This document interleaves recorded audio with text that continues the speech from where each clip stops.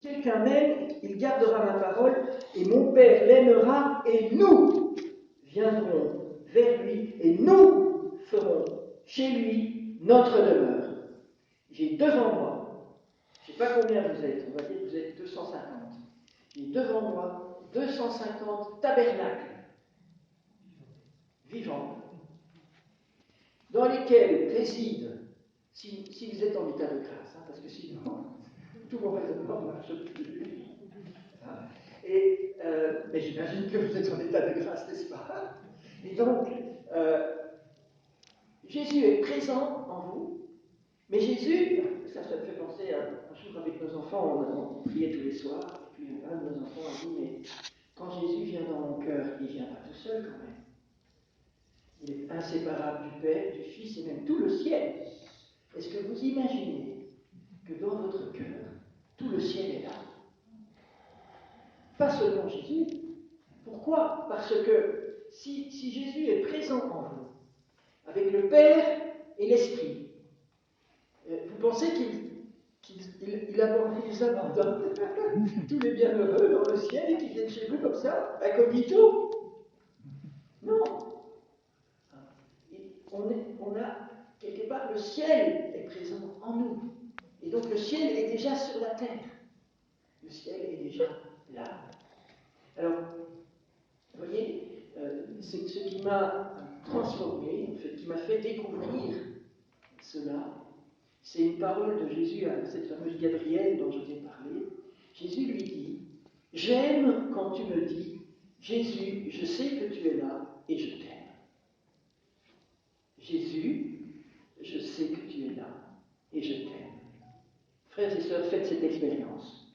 Vous savez, les soldats, pour s'entraîner, doivent faire les mêmes gestes très souvent pour que ça devienne un automatisme. Eh bien, cette prière, je l'ai dite des milliers de fois, pour qu'elle devienne un automatisme. Parce que, je vais faire ça maintenant. Je vais sortir un accessoire dans mon chapeau. Parce que, vous voyez,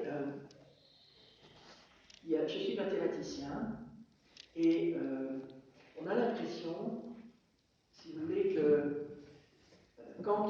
si Dieu est avec moi, moi, je suis avec lui. Donc, c'est ce qu'on appelle la réflexivité d'une relation. Si tu es tout près de moi, moi, je suis tout près de toi. Mais en fait, c'est vrai dans la physique du monde, c'est malheureusement pas vrai dans la vie spirituelle. Dieu peut être ici, et moi ailleurs. Exemple, je vais recevoir le Saint-Sacrement, à la communion, le corps du Christ. Je ne parle pas de vous, je parle de moi.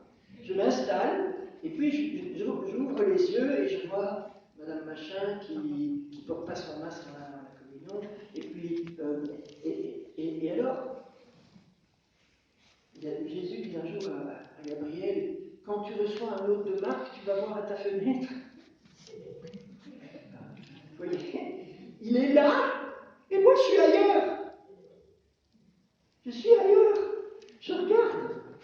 Donc maintenant, je fais de gros efforts pour fermer les yeux et je dis au moment de la communion, Seigneur Jésus, je ne vais pas sur le balcon, tu es là, je ferme les yeux pour t'accueillir, tu es là, je lui parle. Et là, vous voyez, s'il y a une comparaison qui m'éclaire beaucoup, vous savez, je ne sais pas si vous êtes au courant qu'ici, dans cette salle, nous sommes inondés d'ondes. Il y a plein d'ondes. Mais on ne les sent pas, sauf si on est parmi ces personnes très sensibles. On ne les sent pas. Alors, comment est-ce que je peux faire si mon cœur est une radio,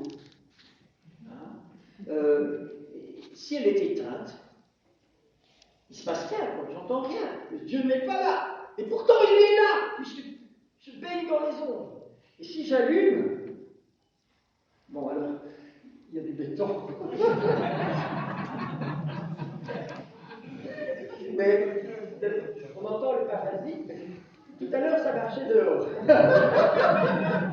Alors, je ne vais pas m'amuser à chercher le poste. Mais vous avez compris. Donc, la question, si vous voulez, c'est est-ce que nous allumons notre récepteur dans notre cœur?